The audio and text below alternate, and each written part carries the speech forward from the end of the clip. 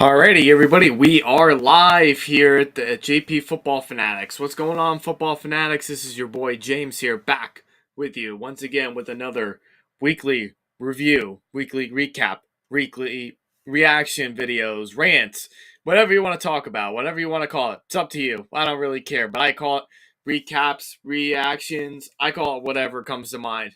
We have already concluded week 3 as of last night on Monday Night Football with the Cowboys and the Giants game that concluded. A lot of crazy things, a lot of questions to be answered, a lot of interesting things that kind of happened this week. A lot to talk about this week, and I want you guys to be involved in it too. I want you guys to be able to be involved and be able to discuss with me, man, because I got to tell you, I was watching quite a bit of this, a lot of these football games this week, and a lot of teams, I have to say, kind of shocked me in terms of both negatively and positively. In terms of the negative aspect of things, a lot of teams got shellacked by certain teams, and we'll talk about that when I get to the review. But there were also some teams that really came on and looked like that they were the real deal at the time. So a lot of great things to really talk about this week. I'm excited to be able to talk with football with you once again after week 3 conclusion. So many great games. I'll talk a little bit about my straight up predictions and how I did this week. Wasn't the prettiest. I'll show you how that went though, but I'll also be able to talk a little bit about my top 10 teams of the week after week 3. And then we're going to go into all the games and be able to talk about which games really stood out the most to me and which ones that, are worth talking about. So I'm excited. It's going to be a great night tonight. Hopefully, I know we have some people that are coming on every now and then, so we'll keep up with that. But we're gonna keep going live here. But just make sure that you guys are dropping a like on this video. Let me know what you guys think.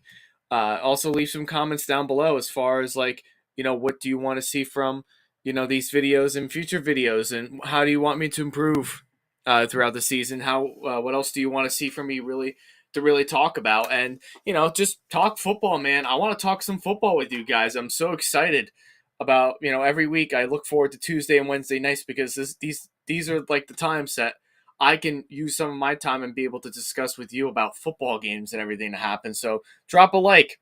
Make sure you also leave a comment too if you wish. Also, please, it's been a while since I've had subscribers subscribe to this YouTube channel, but I would really appreciate that if you could please drop a subscribe button, hit that subscribe button. Also hit that notification bell too as well, so that way you can be alerted for every single time that I go live onto the YouTube. So please be able to subscribe, like, comment down below, and get involved, man. I need you guys way more than you need me. So please do me a big favor, help me out. All right, let's get started. We're going to start off with a couple of things. A lot to talk about, so I'm going to try and go, as quickly as I possibly can, and I'm going to try and go, be in depth as much as I can too, and all that glorious stuff. So if you guys haven't already, leave a comment in the live chat. I want to start holding discussions with you guys. So if you're in the live chat, we have 2 people. Guys, where's everybody? Where is everybody? I want to get some more people going on. All right, let's go. Let's get these people on here. The more people that we get, the better. It's the best football radio station around that you guys would like. So please stick around. All right. So we're going to start off with my straight up picks. So the first couple of weeks definitely was not. It was just above 500 record for each of the 16 games that we're on. Last week was definitely the shock of the week for a lot of teams. If I'm being honest with you, I was not expecting some of these teams to really I wasn't really expecting this many teams to really, be able to win or lose the games that they did, but it happened. Nothing I could really do about it. I'm not really doing any prediction videos really, or really keeping track of the against the spread, because I still, about the against the spread, I'm a little, leery about doing the against the spread yet, because I'm still in the rookie formation as far as like betting videos and which teams to really bet on, which ones to really put your money on and focus on, spread, over, under, etc. So, but I'm working on it. By next year, hopefully that will be all straightened out and figured out, and I'll be able to do talk more about that and be able to use my predictions and talk about that with you guys. But here it is after week 3, 4-12. Definitely not anywhere that I was hoping for. Went 0-3, 0-3 for the primetime games, and which isn't anything that I was hoping for. But there were a couple of games that I thought I did pretty well in, like the Bengals. I picked the Bengals to win, and they did, which was good. The Eagles, we'll talk about them too. The Eagles also won big this weekend too, so that was another one I kept in mind of. Let's see what else was there. There was a couple of them. Vikings, Lions, that was kind of a scare too, so that was one I kind of predicted and I was right about. And the Falcons game too was another pick of mine that was kind of like a somewhat of an upset alert. So, definitely keeping contact and keeping track of that. So, overall, right now, my season start is not very good. It's 21, 26, and 1. So I'm hoping to get above 500 before the end of the year, which is very, very possible that will happen. But right now, with all the things that are going on right now, all the injury reports and all the schedules going out right now, it's definitely putting a damper on some things. So, yeah, that's always tough. But we'll start getting going soon. The season's just starting, so we got to really get these teams hot and ready to go and be able to talk about them. So we'll talk about my top 10 teams for after week 3. So we'll start off from 10 all the way up to 1 again. So number 10 is the Chargers. The Chargers, we'll talk about that in this video tonight. The Chargers had a very rough outing against the Jags, and definitely no discredit to the Jags. They played an outstanding game. They're looking like they may be the real deal this year. I like a lot of the things that the Jags are doing. Doug Peterson's doing a really good job getting his teams ready to go and be able to play. Trevor Lawrence is playing, very, very good football right now. That Jags team is going under the radar, so keep that team at the back of your minds because they could find a way to climb up into my top 10 sometime during the season. But the Chargers are at number 10. They got a lot of injuries right now, as we all know. We know they already lost a player on the defensive side of the ball already for the rest of the season, which really hurts them a lot. They have some key injuries too, with Herbert getting injured with his rib cartilage injury. Keenan Allen's still out, so we'll see if he comes back next week. But yeah, the Chargers are struggling in terms of injuries right now, but they're still a very, very good contested football team that once some of these guys do get healthy again, they'll be a pretty hard team to beat. So Chargers are number 10. Number 9 is the Broncos. I don't really see the Broncos really going anywhere above 9. I don't even think they really deserve to be a part of the top 10 list here for this week or at all really this season. They haven't really impressed me yet at all. Besides their defense, I think their defense is really what's keeping their season alive. Their offense has a lot of question marks. I don't really fully trust their offense yet. I don't know what's going on with Russell Wilson. Really, he's not really playing ball like he used to. Nathaniel Hackett, I don't think he's a good coach at all right now. This Broncos team's definitely dysfunctional. They're a mess right now. Defensively, they got it right. It seems like they're doing pretty well on defense, but that team's got a lot of questions, and we'll talk more about it. That's kind of why I put them in my top 10, because I think that defense is something to be reckoned with. Number 8 is the Vikings. They're bouncing off of a loss to the Eagles last week, which was not a very good loss for them. They got beat up pretty bad, but they came back and beat a divisional foe in the Lions. But the Lions are also a team to be on the lookout for in the North. They're also a team that could be potentially looking for a playoff spot this season, despite some of the injuries that they're dealing with now with DeAndre Swift, who also got injured during that week, and Amon-Ra St. Brown, who also got injured too during the game and left early for the Lions. But the Vikings, they've been decent. They've been good enough to get through like teams that they should beat, but teams like the Eagles that they should have already beaten, they've got beat up. I don't really know. I don't really like the defense and how they're playing right now. They're not the traditional Vikings defense like they used to, and they just got some issues on the offense too. I mean, Justin Jefferson, you would have thought would have really gone off and be able to drop like 40 in fantasy football this week on the Lions secondary. That's very, very lacking.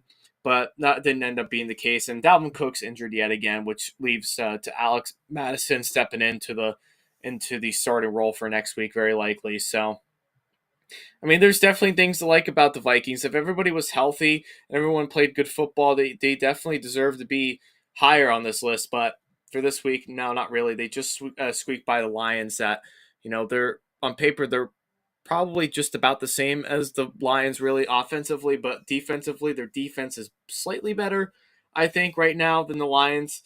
But um, you know, you know what I mean though. They're at number 8.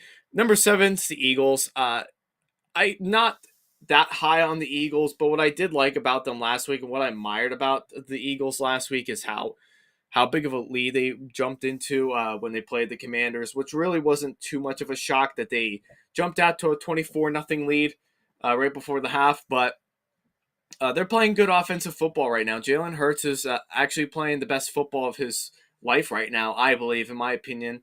Everybody's stepping up to the plate, and I think when you have someone like A.J. Brown, it really makes a difference in your offense. And the Eagles really lucked out that they were able to get him in a trade with Tennessee. So I like that trade a lot for the Eagles, and that really does help them out a lot. And it really builds up to the confidence booster for Jalen Hurts to have a true number one receiver on his team. So now he does have that. So the Eagles could get better from this year, from here on now. But there's still some questions, I think. Defense played well.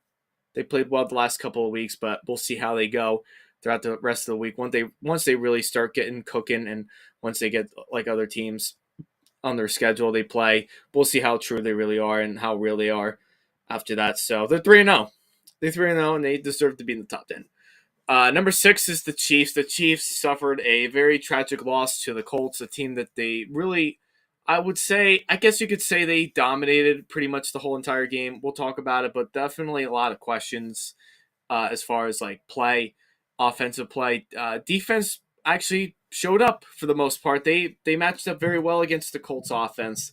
I thought the defense had a pretty decent game against the Colts, but there's still a lot of questions, and they dropped down to 6 because of those questions. And after that loss to the Colts, that's not really good to lose to a team that you're very heavily favored on to beat, but you don't beat them. So that's where they go at number 6. Number 5's the Bucks. The Bucks are still one of the best teams in the NFL, but they dropped this week only because they lost to the Packers, who are worse off shape really in terms of offensively, receiver end wise, which is always tough. But the reason why the Bucks didn't really do as well as they really could have, they probably really scored a lot more. But the reason why they didn't is because they didn't have some of their best receivers. Mike Evans was suspended.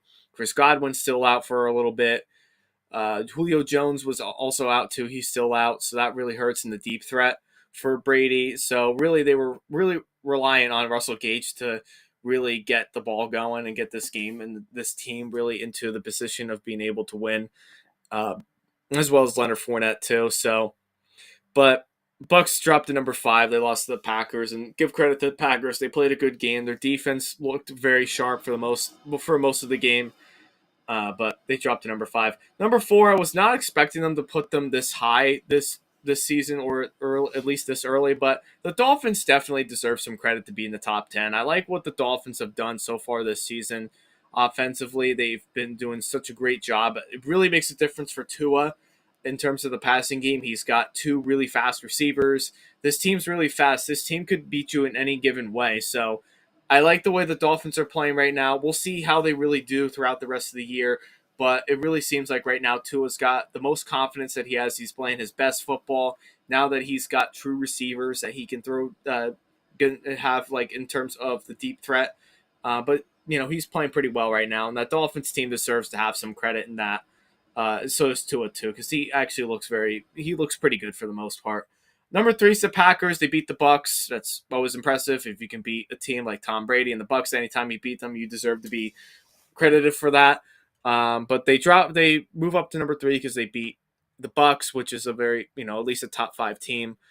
My standards, which is really good. But they still have some questions too. The passing game is still kind of a question. We don't really know who Aaron Rodgers' number 1 receiver really is at this point in the season.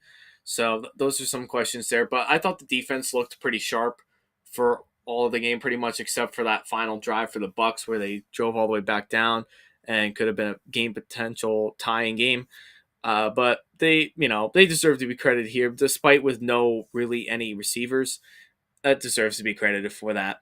Number two is the Ravens. Again, another team I was not expecting to have this highly ranked, this especially this early in the season. But the Ravens do deserve some credit. Now their defense, I'm gonna say, their defense has been very lacking these first 3 weeks, and the reason why I say they've been lacking because they dropped 41 to the Dolphins, and they were up big against that game, and they just did not end well when they played Miami. So that really got a lot of people going about and questioning about that defense. So they have a lot of the depth, but right now they're just not playing good defense. I don't know what it is.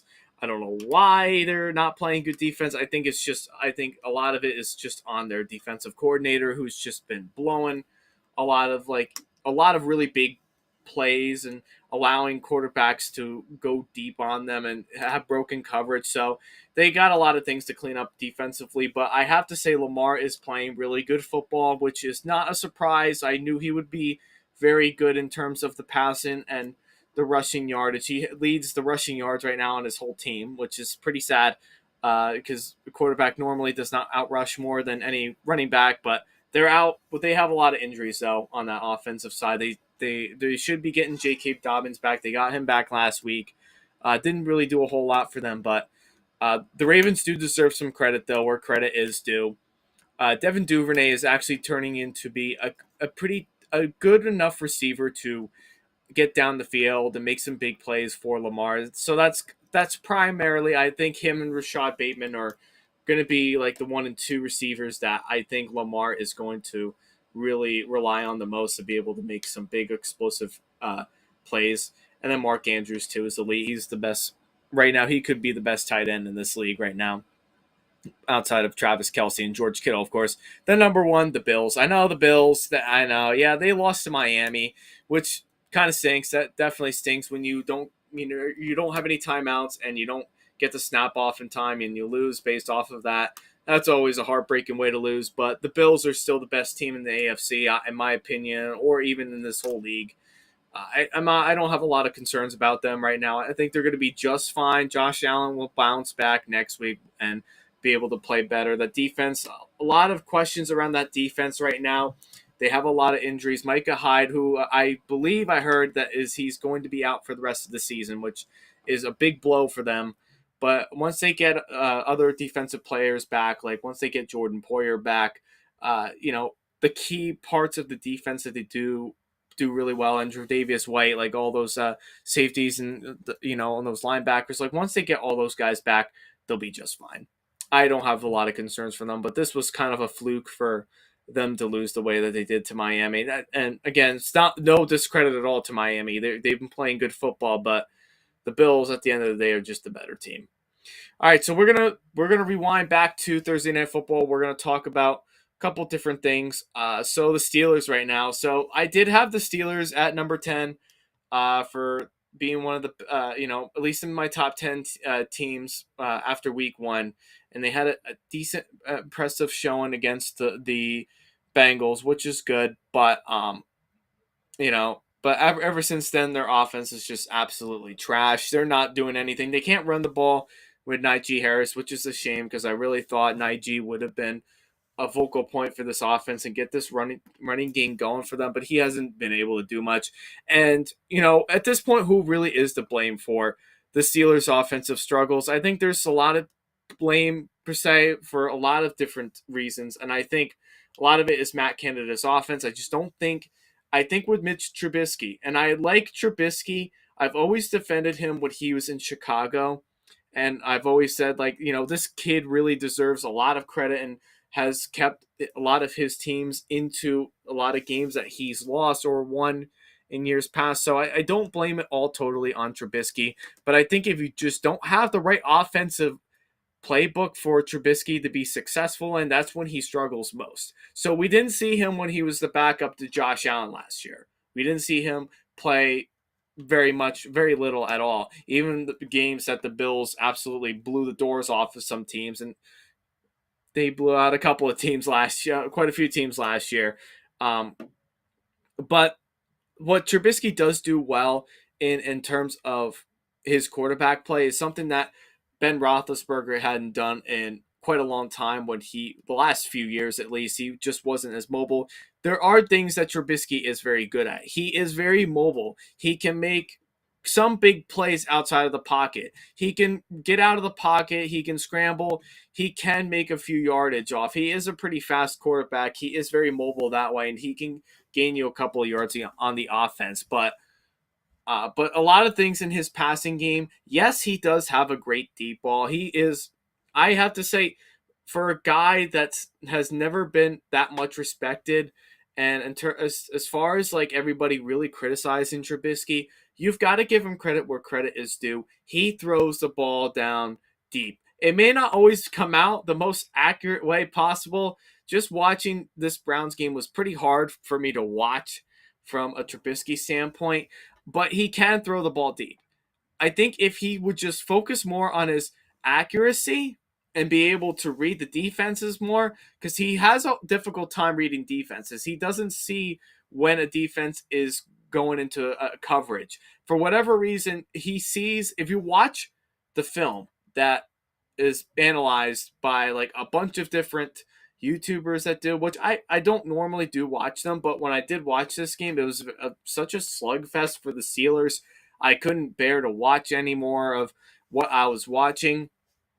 But there were a lot of wide open receivers that Trubisky would have thrown to. But I also believe he's also pretty conservative too. I think with all the PTSD, I guess you could say, from Chicago, I think he's afraid to make mistakes. He does seem very erratic when he is under pressure, like Jared Goff is. But I think there's just a lot about Trubisky's quarterback play. I just don't think, for someone who hasn't played in over a year, it's hard to really get back into the game of football. But I could tell, like, just with him playing, I don't think he's been playing that bad. I think he's had some big moments and he's made some big plays. I don't blame every single loss on him whatsoever, but I do see that the inconsistency with Matt Canada's offense, and just with all the struggles that every receiver and Najee Harris in this offensive line that's very dreadful, I can see where the inconsistencies happen. Chicago, he didn't have a good offensive line there. We all know that. It was very dreadful.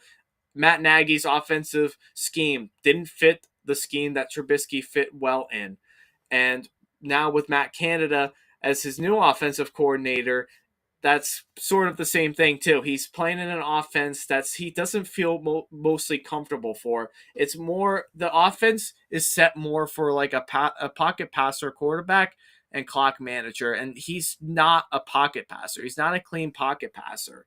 When you watch him play, he's not very comfortable when he's in the pocket. He does very well when he's outside of the pocket and when he's about to scramble, and if he's lucky, he could escape sacks.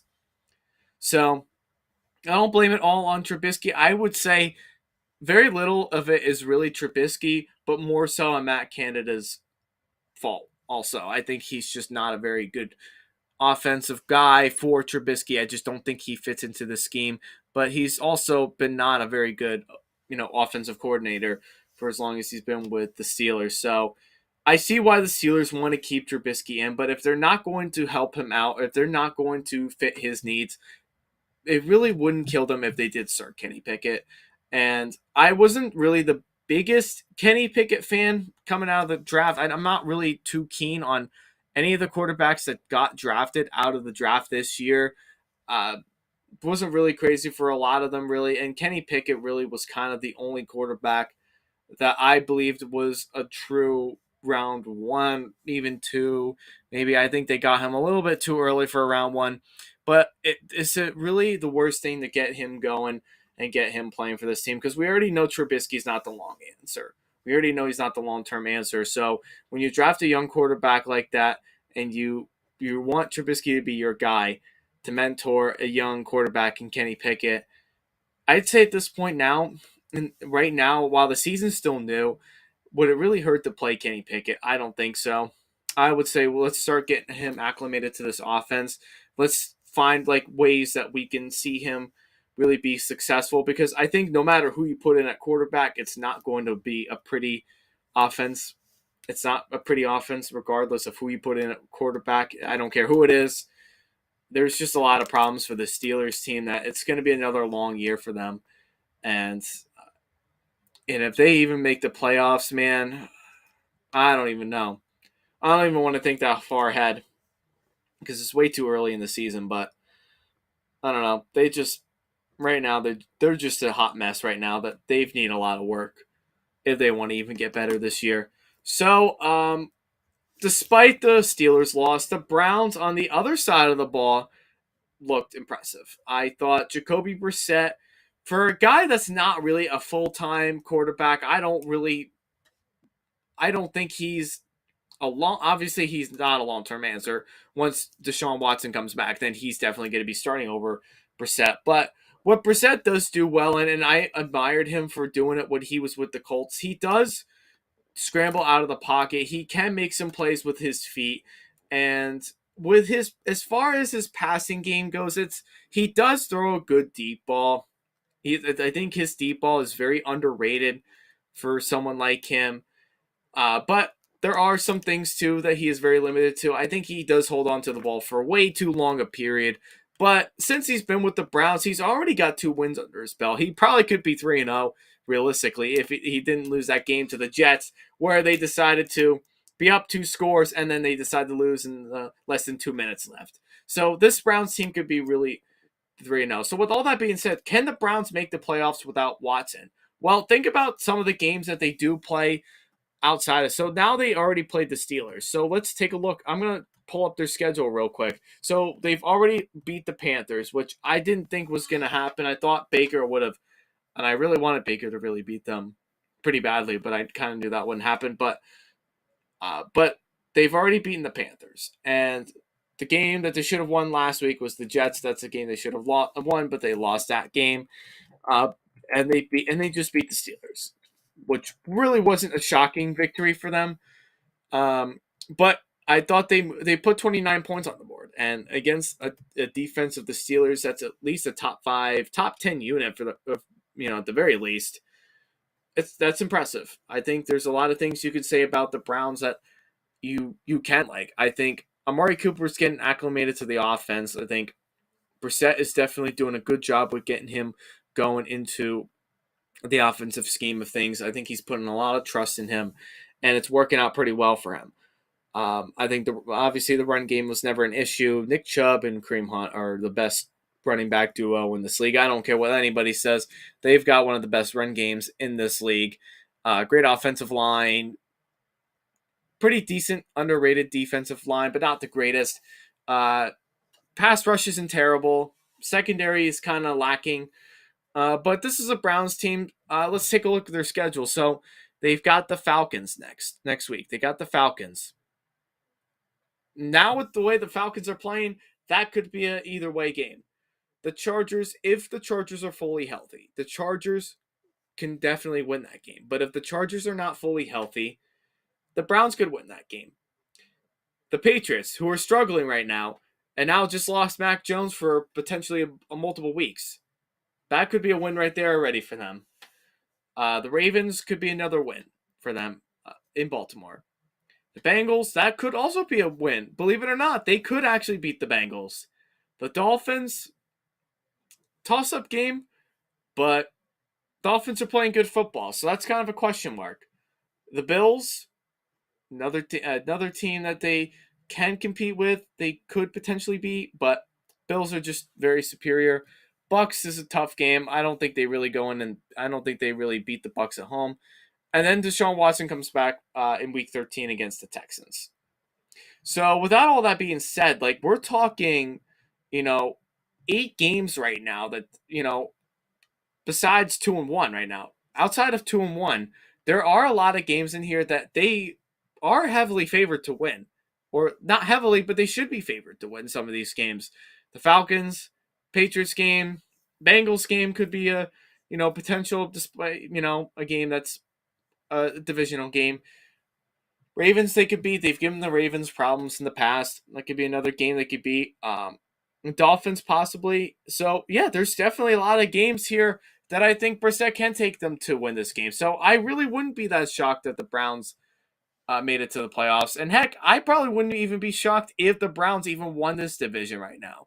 I really wouldn't be that shocked, especially when once Deshaun Watson comes back and this team is already on the winning track, then boy oh boy, this Browns team could be dangerous. They could be dangerous. I think they're being slept on right now. I really think this Browns team is being slept on after just the way that they came in and they beat the Steelers the way that they did on a good defensive, unit, despite with some injuries of TJ Watt and, a couple other injuries on that defensive side for the Steelers. The Browns are really not playing that bad of football. Jacoby Brissett deserves the credit that he deserves. He's playing decent football. They're running the ball really well. Amari Cooper's finally getting with this offense of Kevin Stefanski's.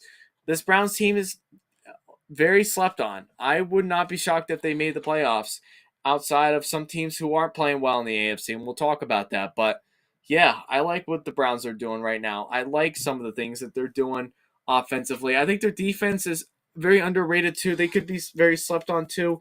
Myles Garrett, I don't know if he's coming back next week. We all probably heard today he was in a car accident over the weekend. We'll see if that affects his playing or not, or if he actually even plays next week. And if he does play, if he doesn't play, that might make some problems on the defensive side of the Browns. That could have some problems there. But yeah, I mean, I like this Browns team. I like what they have right now. I think they're on the right track.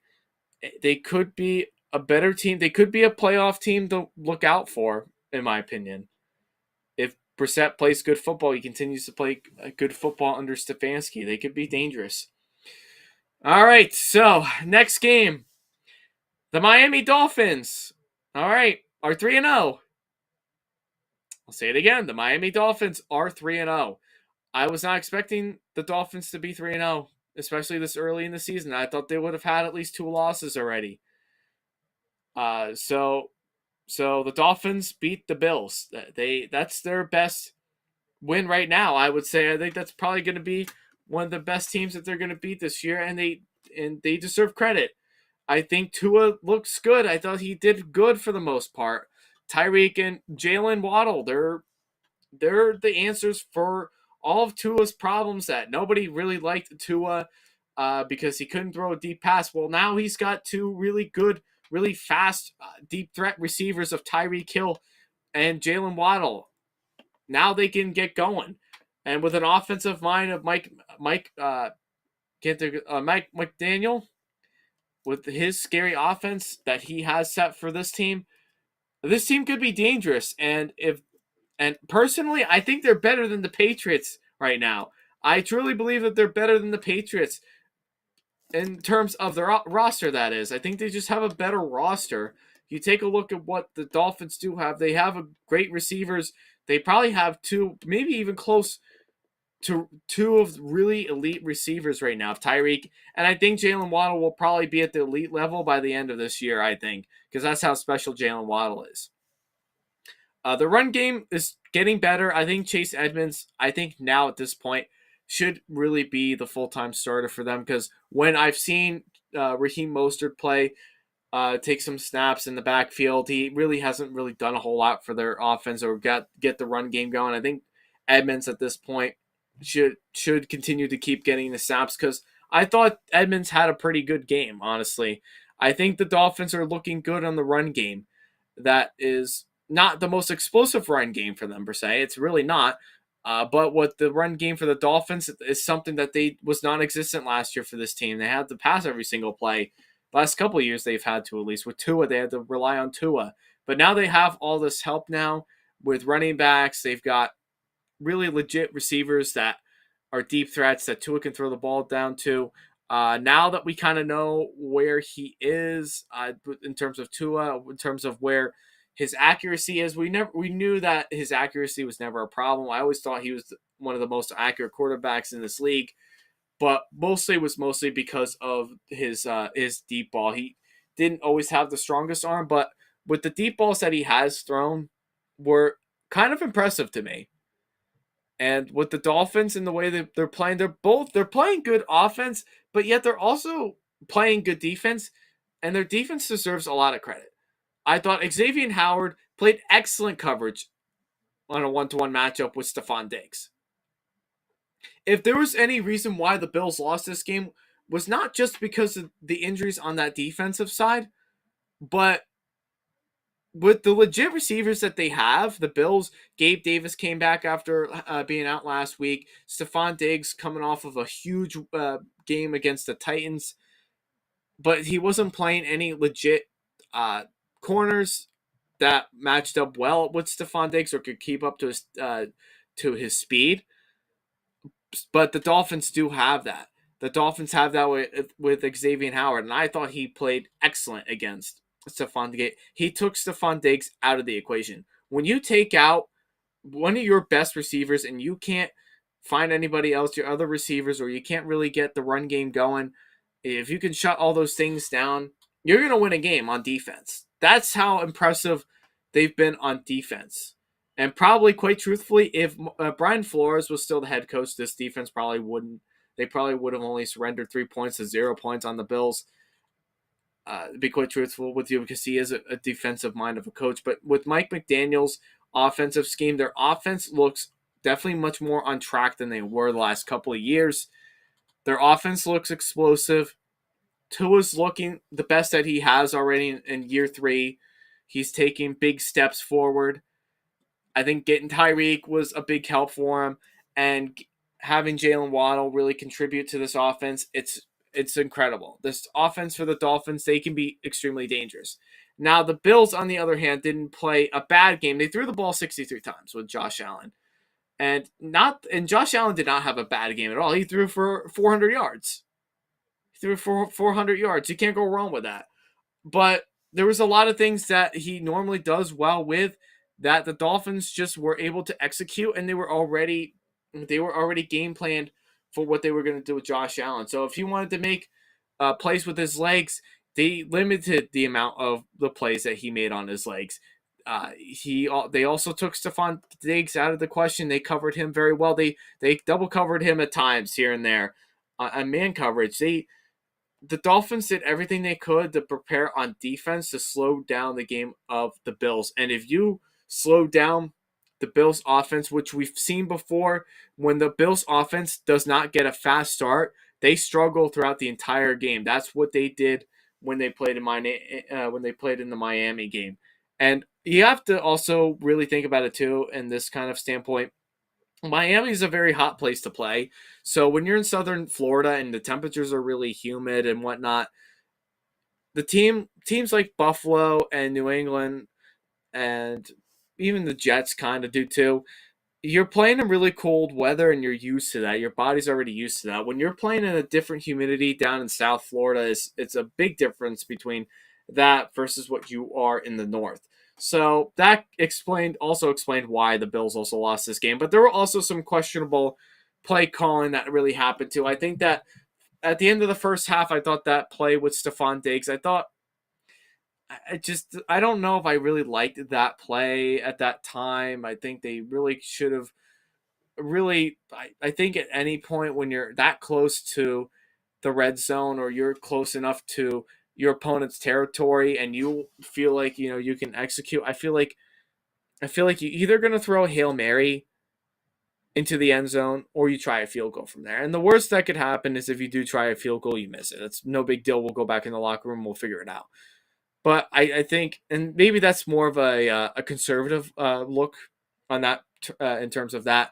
But I think you got to throw a deeper ball than that. I think the way that the play call was at the end of that first half kind of did them in a little bit, and probably I kind of get what they were doing. I understood they wanted to get closer for the kicker. I kind of get that, but I feel like you got to go for more, be more aggressive than that if you're going to do that. So that was a little bit of a question mark for me. And really another reason why the Bills lost this game was really because they didn't have any timeouts at the end of the game. They were also very conservative at that too. And I blame really all of that really on Isaiah McKenzie. If Isaiah McKenzie, he caught the ball. So if you would have thought that someone like him, if you were given the ball and you're close enough to the sidelines, you got to run out of bounds.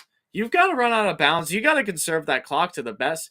as you possibly can, because you may need another play or two to really get going, or even get like even close to the end zone. And that's where they really tricked up the most. The offensive coordinator had a major meltdown, as we all probably saw on TV. I saw clips of that. I thought that was one of the funniest things I ever saw, really. But there was a lot of frustrations on that Bills team that they knew they definitely should have won the game, but they let it slip away because of a bad play call that I thought was very conservative, and because of a player who didn't get out of bounds when they needed to. They really were very skittish and they were hesitant to get out of bounds. I just don't understand why that really was. So that was another thing that really drove the Bills into this loss. So I mean, listen, it is what it is. Give credit to Miami. They played, doors off football. They had a phenomenal game, and they had a phenomenal game plan against the Dolphins. Against the Bills, excuse me. But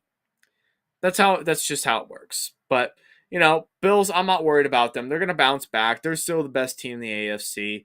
They're gonna bounce back. They'll make the playoffs. I'm not concerned about them. The Dolphins, I still believe, are a good team, a very good team in terms of their offense. They're a fast team. They're exciting to watch. But we'll see as far as as the season goes on. We'll see as far as how they really do with other matchups that they do have coming up. So we'll see how that goes for them. All right, so another questionable play call after the other. So a questionable play call about the Chiefs. So I did say the Chiefs dropped down from my top 10 from, I think they were 3 to now they're at 6. They're number 6 on my list now. So a lot of questions about this game. So I watched a little bit of this game too, and I watched actually at pretty much on the NFL Red Zone because I didn't have to worry about the Giants not playing that night. But the Chiefs, man, I mean, I feel like the way that the Colts were playing, I feel like the Chiefs could have blown this team out by like a lot more than just putting 17 on the board. I feel like they had them on their toes a lot of times. I just feel like with the Chiefs and their questionable play calling, so especially after the first half. Okay, so we'll start with that. As you can see right here, Patrick Mahomes and his offensive coordinator are arguing about, okay, so what happened at the right before the half? Like, why did we stop playing? Like, why did we not execute? Why did we not be aggressive on that play right before the half? Like, I don't understand why we didn't do that. I don't know if it was more often than not, it was a surrender thing. It was a surrender thing. And Andy Reid had to get into the middle of that and break that up. So a lot of people were defending Mahomes in this action, and they all said that, yeah, if you can't trust someone like Mahomes, you shouldn't be offensive coordinator and yada yada yada. So I mean, listen, I completely, and I like Mahomes, but he's also the kind of person sometimes I feel like that can be very selfish and be more about like he's Mr. Hollywood and everything like that. So I that's how I feel about him personally in recent times. But I understand what he's getting at in terms of where he was on the field. I feel like if you have anything on this whole team right now, if you have all the momentum on this team right now, and you feel like that you can be aggressive, you can really do execute very well and have your offense really do the big thing right before the half, I would say you could definitely go for it. Which is, some teams will probably be hesitant with that, but I think it's Patrick Mahomes. I mean, regardless if he makes a mistake or whatnot, I think you just gotta really go for your gut with what you can do and what you can do, and you gotta, at the end of the day, put your trust in the quarterback that already won you a Super Bowl. That's how I would personally feel it. So I think that questionable play calling, you never really would have known what could have happened. They probably could have scored out off of that right before the half, or they could have just absolutely bombed it. But I think really the most important thing is you got to be aggressive, in my opinion, right before the half. If you have the ball and you have like that momentum to really do something with it, I would say you definitely should. And that's something that I agree with Mahomes on personally, and a personal standpoint. I would be frustrated too, but I'm also respecting the offensive coordinator though, in terms of that point. But that was probably the turning point of this whole game and why they lost. That probably was. But also, Think about it this way too. There was a fake field goal. Who goes for a fake field goal in like the fourth quarter? You're only up 17-13. Why would you go for a fake field goal? Like, I don't understand. Like, why would you do that? Kick the field goal. Or not for nothing. If you don't trust your kicker to make it, go on fourth down. I wouldn't fake a field goal right there. That's just my opinion. I wouldn't force a fake field goal. And that was the difference maker, too. They didn't take the points where it was given to them. I'd say either go aggressive on fourth down and go for it, or you kick the field goal. I don't believe unless there's momentum coming your way, which they knew already was not coming their way, and they were playing very sluggish in the second half, I wouldn't have gone for a fake field goal. And that's what lost in this game. Now, on the other side of the ball for the Colts offense, it has a long ways to go before we can say that they're back to the Colts offense that they were a year ago. So they've got a long ways to go from there. Matt Ryan, Jonathan Taylor, who hasn't really done much yet this season, you name it. This whole offense is an absolute mess right now, a train wreck that needs to get themselves figured out if this is a team that wants to go to the playoffs or even let alone win the division. They've got to get this whole thing figured out for them. But what I do give them credit for is playing lights out defense in the second half. I thought their defense played very well coverage, and they were able to slow down Mahomes. And if you put a lot of pressure on Mahomes, that's where when you see like more of the prone mistakes for Mahomes when he's put under pressure like that. So I admire the defense for the Colts to do that. And I still think their defense is good. But should they have won this game? I think really the Chiefs' momentum was really going towards their way, in my opinion. But with the Colts, the reason why they really won this game was really because of defense, not offense. Their offense was the vocal point last year of this team last year was the vocal point. And you were like the Titans, you would run it all the time. You run it to Jonathan Taylor, and they haven't done that yet. I haven't seen Jonathan Taylor break out for a really big game yet, which he probably will soon as they can figure out like this whole offensive scheme for the Colts. That's the only way I feel like that. If you want to get this offense going, you got to give the ball to Jonathan Taylor more, and you've got to let him really execute and do his thing. But as far as the rest of the Colts team goes right now, they got a long ways to go before I can even say they're back on track, especially in that division that's very dreadful, the AFC South. So at the end of the day, the right team, the Colts won. They won. And I thought they kind of won fair, for the most part, fair and square.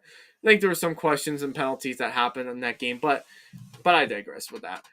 I think the right team won at the end of the day. I think if the Chiefs would have been more aggressive and would have put more trust into their kicker, I get it. It's not a full-time starting kicker. He's not your Harrison Butker, but put some trust in him. He should be able to make that kind of what it looked like a makeable field goal. I don't know exactly what the yardage or the distance of that field goal, but regardless, you either go for the field goal or you go for it on fourth down if you want to get your kicker closer. That's how I look at it. That's why you lost this game, and you deserve to lose that game if you don't think about it schematically. So, yeah. So, right team won. At the end of the day, the right team won. All right, I'm gonna get a sip of water real quick, so bear with me. I know at one point we had 6 people on, but now we see 2. So I want to get these people on, man. Let's get going. Let's get some more people on.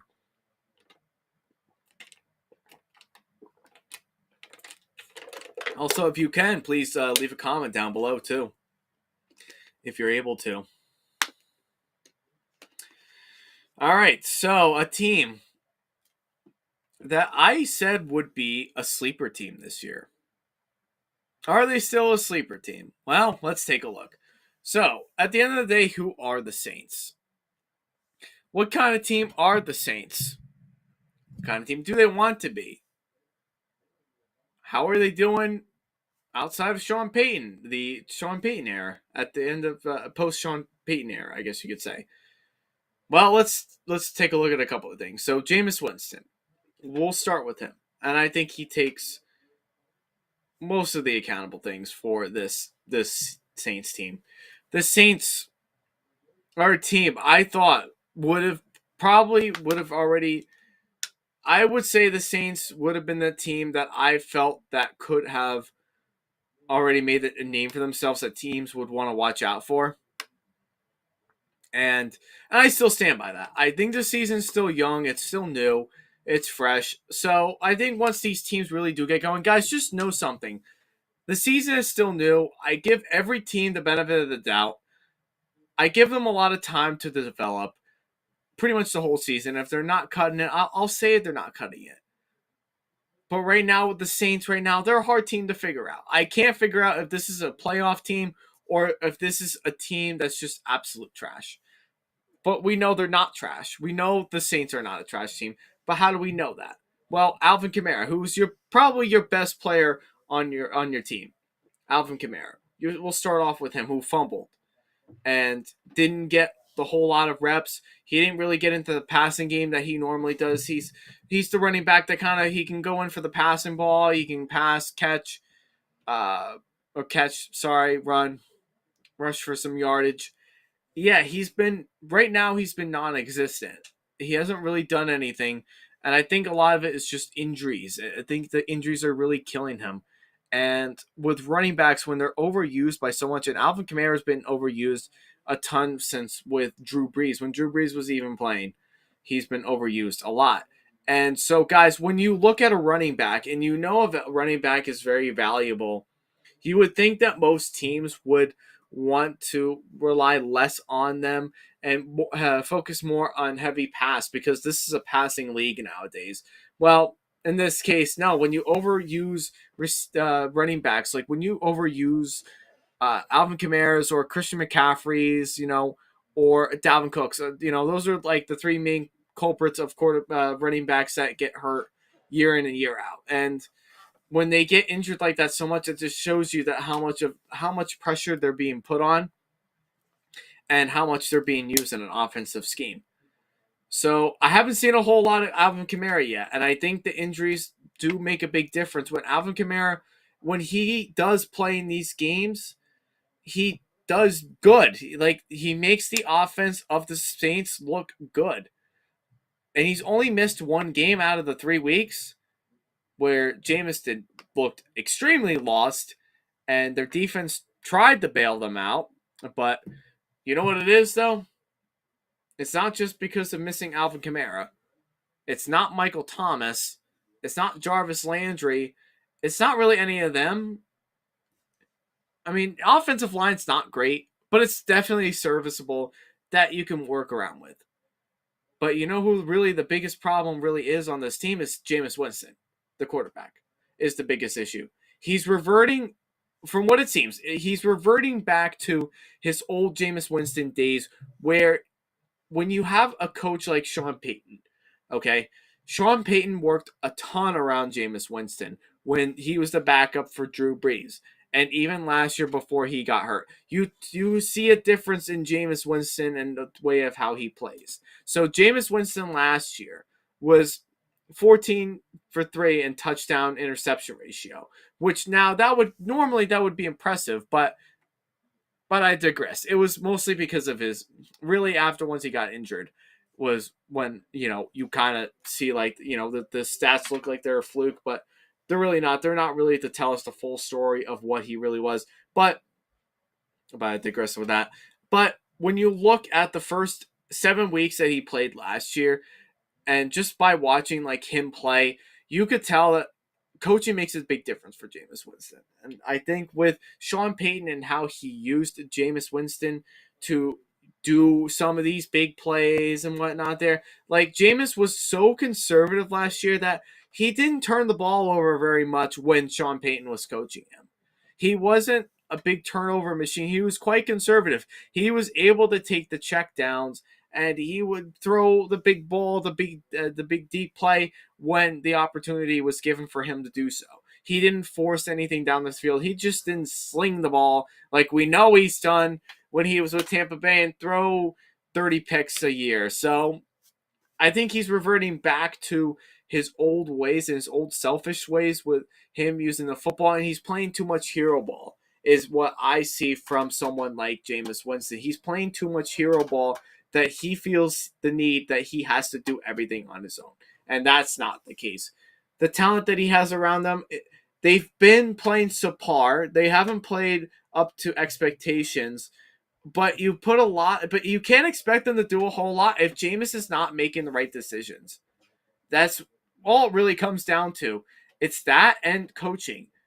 And in this point right now, and if I was Jameis Winston and I'm struggling to play good football, I would want my old coach back. Because I would know from that standpoint that Sean Payton, as a coach, very good, and he worked me well into the system that best fit my system. I didn't make a lot of interceptions. I didn't make a whole lot of mistakes. That's the way that I believe I would envision if I was the quarterback for this team. If I knew I was not playing well, I knew I didn't have my head coach from a year ago not on my side anymore or really mentoring me through the offense that is given to me, like, that's how I see it. And that's the way I would see it. The Saints would see that with Jameis Winston. I think he needs someone like Sean Payton back. He needs a coach that's going to fit into his system, but also just not let him play hero ball all the time. He does not have to play hero ball. And when he does do that, you see the interceptions, you see the fumbles, you see so many mistakes from him when he does do all that stuff. And there's no reason for it. There's no reason for him to do it. And to be quite honest with you, if this continues to happen, would I be surprised if Andy Dalton came in and played for in place of Winston? I probably wouldn't really be surprised.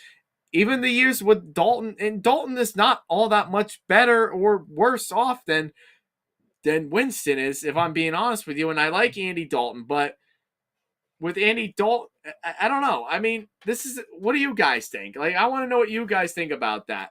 Like, if Jameis is not playing well, like, would you start Andy Dalton over him to see if you can get some spark of the team? Because the Saints are a team that can do some things in the playoffs. They may not win a whole lot. They could potentially win a playoff game. And you know how they do that? Is if they play conservative football and if their defense plays to and lives up to expectations. That's how I would see it. I still say their defense is still a top 5 unit in this league. No question about it. Their defense is solid. They're rock solid. They're scary to play on. Ask Tom Brady. He struggled against the Saints defense for the last 3 years he's been on the team. But regardless, the Saints team shouldn't be 1-2 right now. Or potentially, really, they should be 0-3 if I'm saying. They shouldn't be 1-2. They probably could be 0-3, in my opinion. They could be 0-3 or they could be 2-1. That's either way I would say. I would say the highest probably 2-1, but they shouldn't be 1-2. They let a couple of games slip away. But I don't know. We have a lot to figure out about the Saints. We have a whole lot of football left. We're going to figure out more about the Saints coming with that in the next coming weeks. They play the Vikings next week, so we'll see how that really goes for them, and we're going to see how true the Saints really are and if they can really make the playoffs. Now, on the other side, for the Panthers, I thought their defense played better than their offense. Now, granted, Baker Mayfield, everyone's also very critical of Baker Mayfield and how he's been playing and everything. Guys, listen. Can we just stop bashing Baker Mayfield for a minute? Like, please, can we stop bashing Baker Mayfield? He was not successful in Cleveland for a lot of reasons. And a lot of those reasons was because the organization was complacent and they did not want to work around him. And listen, he was in a dysfunctional organization. And he goes from one dysfunctional to probably even more of a dysfunctional organization in Carolina. As we all know, it's a carousel quarterbacks, like a quarterback carousel. They've had Teddy Bridgewater play for them before, and they cut him. Then they got Sam Darnold, who was an absolute disaster for them, and they benched him for PJ Walker, who's not very good. And they also got Matt Corral in the offseason. They drafted him in the offseason in the draft, and now he's out for the year I'm pretty sure it's a torn ACL he's got. Then they've got Baker Mayfield. They traded up to get Baker Mayfield. So guys, listen to me closely. Baker Mayfield has not been on a team yet that is a good organization. So I don't put really any blame on him. Hardly any blame. He just got to Carolina. He's just learning this horrific offense from Ben McAdoo and Matt Rule. And we all know how Ben McAdoo was when he was with the Giants. He was awful. And he's their offensive coordinator. Like, come on, people. Let's get real here. Is Baker Mayfield really the issue here? Is he really the issue? I don't think so. Listen, he's made mistakes. We know he's a mistake prone. We know he throws a lot of interceptions. Yes. But when you don't have the right system for a quarterback, you can't expect them to succeed to your expectations. That's how it goes. Now, I give him credit. He has had some big moments. He has not played the most consistent football yet with the Panthers. I will say that. But I'm giving him time because with the team he does have, guys, this roster of the Panthers really is not that bad. It's not that bad, but why do I say they're not a good team? It's just because of coaching. They don't have the right coaching staff. I don't think Matt Rule's a terrible coach. I don't think he's a terrible coach, but what he has laid out for this Panthers team and how complacent they are and their organization, how dysfunctional it really is, you can't expect anybody you hire to be successful if you're not willing to have a good support system for them. That's just how it is. That's how life is outside of the sports. But listen, the Panthers, okay, they played a good game. They did play a good game against the Saints. I thought their defense played rock solid. And there were some parts of their defense that's lacking. I think their secondary is still lacking. But take a look at that defensive line. Look at their pass rush. They did an excellent job getting to Jameis. They were able to force the mistakes from Jameis when they really needed to. And Christian McCaffrey is back to looking like old Christian McCaffrey, where he's running the football and he's getting, he's doing quite well. I would like to see them get him more involved in the passing game. I would like to see more of that. But they utilized him more this week, and that's what I like to see. If you can utilize someone like Christian McCaffrey, your best running back, but you don't overuse him like at the Titans with Derrick Henry or the Colts with Jonathan Taylor, if you don't overuse him and you use him like smart, you're going to do just fine. You're going to do just fine in that aspect. You really are. But no, the Panthers guys are really not that bad of a team. At the end of the day, you look at this team, they're a 1-2 team, but should they really be 1-2? They could be 3-0. They really could be 3-0 right now. They should have beaten the Browns. Okay? They should have beaten the Browns. And who else did they play before the Saints? They played someone else before then. They could have beaten them. They could have beaten the Giants very likely because the Giants are a beatable team, but they didn't. But they go in at home and they beat the Saints, and they beat them pretty convincingly. They were up by at least 22 before they started kind of trying to storm back and win. But yeah, this Panthers team, guys, this Panthers team is really not that bad. They're really not that bad of a team. Now, do I think they'll make the playoffs? Probably not. They just have a lot of work that they got to do. They got to get Baker Mayfield acclimated to the offense, but I want to see more of their receivers that they have, like DJ Moore. I want to see more of him. I want to see more of Robbie Anderson. I want to see like the weapons that this team does have and utilize McCaffrey into the passing game too. I want to see this team be successful because I think they can be successful. And I think they probably could sneak in the last playoff spot if the Saints don't play well. But they got to really start doing something, though, guys. This team's got to start doing something. Otherwise, they're going to be in deep trouble. But, yeah, we don't know who the Saints are. Panthers, can't really figure them out yet either, but they won. And I think at the end of the day, the right team wins. All right. King Henry is back. King Henry is back. The Titans and the Raiders game. This is a game I thought personally the Titans, that I really wasn't that shocked that they won the way that they did. I'm not that shocked that they won, but I was not expecting the Raiders to really do much at all on offense. If I'm being honest, guys, the Raiders were down big before they started this big comeback, before they lost it on that 2-point fail. I mean, listen, there's a lot of things you can take away from this game. There's a lot of things you can take away from this game. One is the defense for the Raiders is awful. They're very bad. Defensive line is garbage. Secondary is garbage. They're not playing good defense at all. Offensive line for the Raiders, garbage. Derek Carr, had some moments where he did miss some open receivers, like Darren Waller, for example, who probably could have had a big game and probably could have probably put them more into like a winning mentality kind of a way. But yeah, I would say Derek Carr really wasn't the greatest in this whole game. He did throw a couple of touchdowns, and he did throw an interception too. So all that stuff is true. They were playing against a beat up Titans defense that's been beat up now that they don't have Harold Landry, who's out for the rest of the year, one of your best pass rushes. So that really hurts a lot in the defensive uh, pass rush game. Definitely hurts them a lot. Uh, they also have some other injuries too. I don't know all their injuries precisely yet, but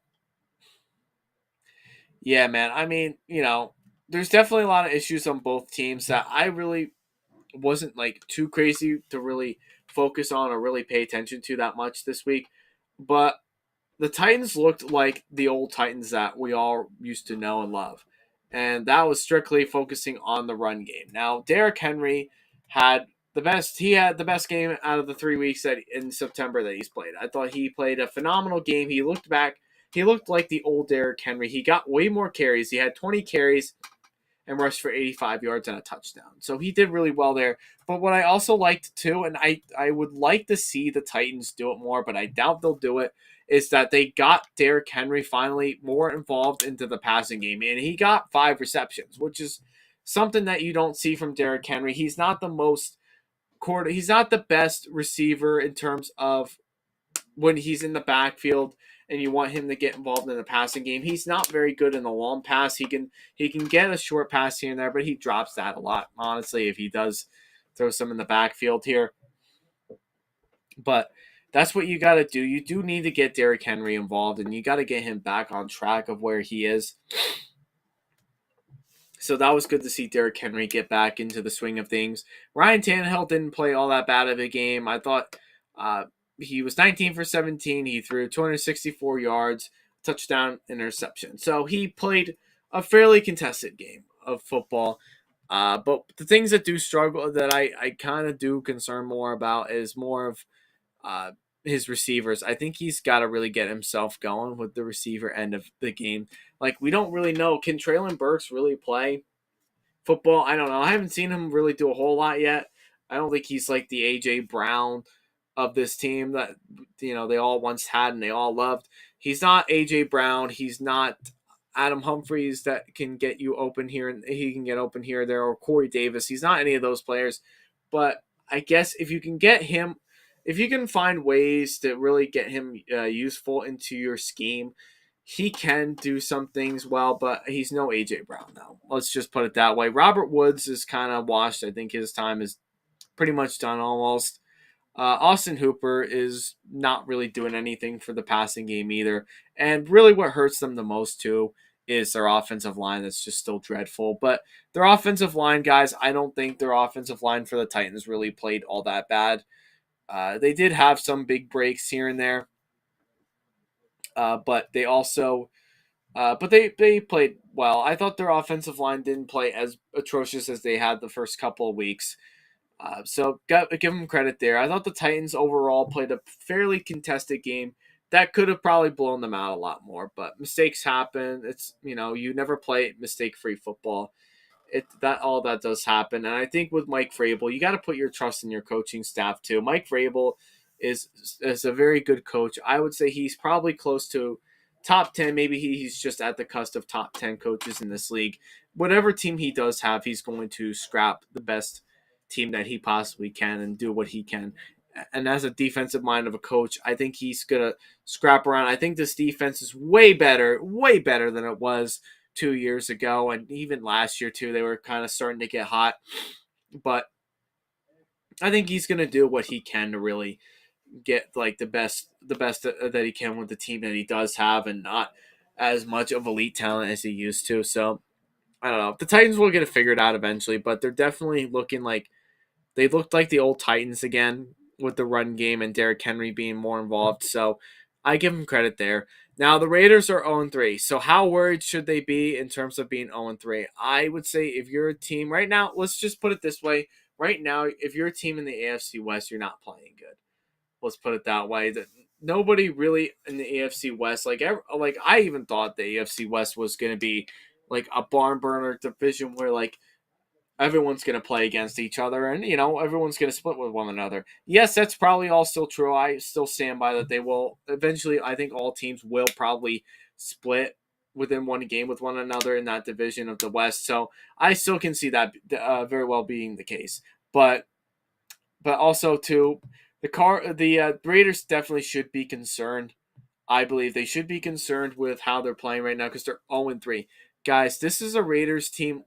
Like, there's not all that much difference between last year's Raiders team who made the playoffs versus this year's Raiders team who's 0-3 and could possibly miss the playoffs if they don't start performing well. There's not that much of a difference between those two Raiders. Now, last year, I was listening to the Bottom Line View. I don't know if you listen to him. If you do, go subscribe to his channel because he does really good football content too. Tell him I directed you to him. But I also believed what he did say too. A lot of the games last year that the Raiders did win, they won all. I believe they had 4 overtime games, and they won all 4. I believe they had 4 overtime games, and they won all 4 of them. So a lot of it was, yes, it was luck. I would say if they're up kind of big and they kind of give up like the touchdown in the last seconds or so like they did last week, like they did catch some big breaks last year, and that's kind of why they slipped into the playoffs. They weren't necessarily a playoff team per se, but they were a team I felt like, if they had the right defense, if their defense was strong enough, they could have made some, they really could have done a lot better than they were, but their defense was bad then. It still is not very good now. In that case, defensive line's playing absolute garbage. Secondary's garbage. Offensive line is garbage. And really what they have to rely on, if they want to win any games, they have to win like shootout games. And Derek Carr, and that's a lot to ask for Derek Carr to win you in a shootout game. It's a lot to ask him for that. Not that I don't think he's capable of doing it. I think he's very well capable of doing it. But not all the time, though. He's not going to pull you through like that all the time. But Raiders are 0-3. It's very concerning because they could easily be 3-0, or at the very worst, they should be 2-1. I think they got beat up by the Chargers, and they probably should have been that way, or they could have been 1-2. They could have won one game. Like we'll give them the Cardinals game. They were winning that game big, and they just had some bad plays that didn't go their way, and they fell apart in the second half, and they lost in overtime on a Hunter Renfrow fumble, which I dropped immediately. I dropped Renfrow from my fantasy team immediately after that happened. I was just not very happy about it. But yeah, there's definitely some concerns. I definitely would be concerned about the Raiders, but there's also possibilities for them where they can come back, and they can win some games, and they can, I guess you could say they can win some games still. They can beat some teams they match up very well with. So there's a lot of things that I can see the Raiders coming back, and I could see them coming back for, good reason in terms of being a good team again. I could definitely see them coming back. So, but I would definitely still be worried because that division, it can still, haunt them. Like these early season games can haunt them later on in the year. So now is the time for them to really take advantage of teams like the Broncos, who can't even pass the ball at all for like 2 yards when receivers can't catch, or the Chiefs who make boneheaded decisions on offense like play calling, and your offensive coordinator does not want to trust your quarterback that already won the Super Bowl for them already, or the Chargers who's banged up right now because they just can't stay healthy. So they very well easily could get themselves back into the race, but they got to get going, and they got to do something now. They got to get a spark to them. Otherwise, if they don't do that now, they're going to miss the playoffs. And I hate to say it, and I don't want them to break the playoffs, but or miss the playoffs, because I think this team's too talented to do that. But that could very well be the case. All right, so right here is a concern for the Patriots fans. So Mac Jones suffered a high ankle sprain, a very high ankle sprain, that's going to affect the Patriots season for multiple weeks. They didn't say if he's going to be out for the whole year. I doubt he's going to be out the whole year, but he is going to definitely miss some time. He's going to be out, I would say, probably at least 4 to 6 weeks. They didn't really say how long he's going to be out yet, but he is going to be out for multiple weeks. So the Patriots right now, and they were kind of already in that situation before where they could be in trouble. And I think if you're Bill Belichick, I would definitely be calling free agent quarterbacks right now, or calling other teams too that have backup quarterbacks available, so that way they can get this team rolling with a quarterback. Because is Brian Hoyer going to be able to do it? No, absolutely not. Is that guy, this young guy, Zappy, Joy, is he going to do anything for this Patriots team? I doubt it. I don't know. You need a veteran quarterback that you can already read well and you can see that it can be successful. Like who could be available right now? So in the beginning of the year, we could all said, yeah, like if he ever did get injured, Mac Jones, we could call up Jimmy G. But Jimmy G's out of the picture now because he's staying with the Niners. He's not going anywhere anytime soon away from the Niners. So that's already out of the picture. So, yeah. But who are other quarterbacks that they could call? Well, they could call back Cam Newton. They could call him and say, hey, we need you to come back for a few games because, we don't have a quarterback right now. Can you come back and can you play for us? So that could be one that they could do. Worst case scenario, really. They could also call up the Dolphins and find a trade to get Teddy Bridgewater in. If that were, because I like Teddy Bridgewater and I believe he should play some games. I believe he deserves to be somewhat in the starting role of the quarterback. So I would say, yeah, I would probably call up players like Teddy Bridgewater. I probably would call up Gardner Minshew for the Eagles. I would call him up because he's had some playing experience with Jacksonville. I would call him up and see if he can come to New England. Get him in a trade. I wouldn't mind that. Cam Newton, they could call up. Who else could they get? Taylor Heineke from Washington. I don't know if he'll be available. I don't know how sold the team is on Carson Wentz, but that could be one right there. That's a solid backup right there in case you can't get a full-time starter. Who else could you get in that aspect? Who else could you get? Andy Dalton, maybe? I don't know. I think the Saints will keep him for a little bit because who knows what's going to happen with Jameis Winston. Who else could they call? Like, they could call up anybody else. Because I'm telling you guys, Brian Hoyer, Zappy, they're not giving you the real answer with this kind of offense that you're giving them. And Matt Patricia's offense, which is absolutely horrific, because he's not even an offensive guy. He's defense. He's a defensive coordinator calling offensive plays. Yeah, there's something wrong with that there. So Patriots right now look like they're going to be in trouble. If they don't get their quarterback situation figured out soon, they probably could afford. They could probably afford to lose this week to the Packers. Not that they would win anyway with whoever they do get. But if I'm Bill Belichick and I want to win games, I'm calling up a new quarterback. I'm sorry, Patriots fans. I'm calling up a new quarterback. I'm calling up a backup quarterback that I can trust, and I know it's already in the league and it's been in the system already, that I feel like could be the best for this team and win some games while Mac is rehabbing. It's definitely a lot of things we should be looking into. So, yeah. But yeah, this Patriots team is going to go downhill very quickly if they don't get that quarterback situation figured out. Because Mac's going to be out for a little while with this high ankle sprain. So, yeah, that's definitely concerning. But I do have to. I'm going to go back to it real quick. But I am going to credit the Ravens. They did play a very well contested game. But Mac Jones also played very well too. I'm going to say that. But despite the 3 interceptions and no passing touchdowns, Mac did play a pretty decent game. He got into the big plays with their offense, and he did get them going with the unbroken coverage of the Ravens. Very overrated defense has been playing overrated playing defense right now.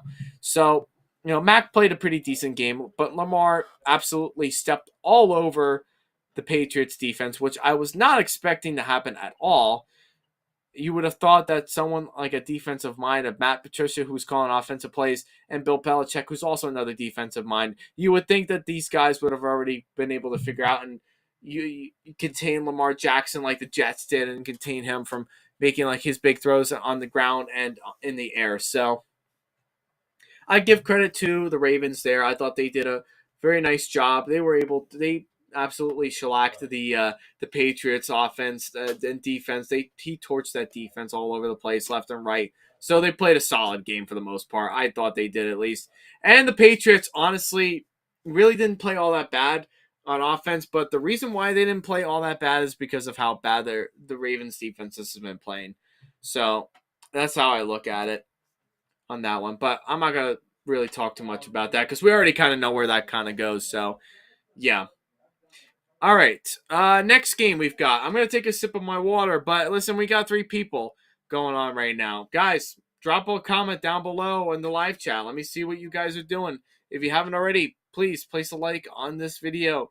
Also, be able to subscribe as well. Subscribe to this YouTube channel and see what you've got.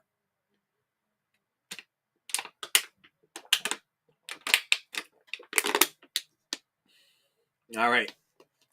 The Lions, heartbreak to the Vikings. All right, we'll talk about that. What else is new? And the Lions always suffer a heartbreak. It's a shame. Really is a shame because I like Detroit. I think there's a lot to really like about the Detroit Lions. There really is. But the problems with their this team right now is really just because they're very poor defensive play. They just can't hold up anybody. Um, But yeah, I mean, this Lions team is for real, guys. I mean, I really think this is a fun team that they could make the playoffs. They could be in contention of making the playoffs. Either way, they could be an absolute wild card that could beat almost anybody. This offense is scary to really play against. Right now, Jared Goff, he's playing good football. He's playing pretty solid football. I know a lot of people were always been down on Jared Goff, and I wasn't always the biggest Jared Goff fan, but he really is not playing all that bad of football. He really has not been playing all that bad of football, and with all the help that he's getting now, too, like, dude, take a look at all the teams look at all the players that he has: Jamal Williams, DeAndre Swift, who is probably going to be out for at least for next week, but he's got like 2 really legit running backs in the league. He's got 2 legit running backs. Receivers, Amon-Ra St. Brown. Again, he's another person that's hurt right now. He could be out with him for a little bit.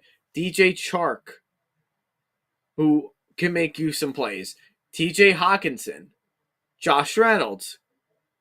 Khalif Raymond's probably the worst one of them all. But yeah, there are some things about the Lions offense that kind of scares you a little bit. Like, they can run the ball, they can pass the ball, they can do this, they can do that, they can do like the craziest things ever. They can beat you in any given way on offense, for sure. But really, the biggest setback for them is their defense. Their defense is just not there.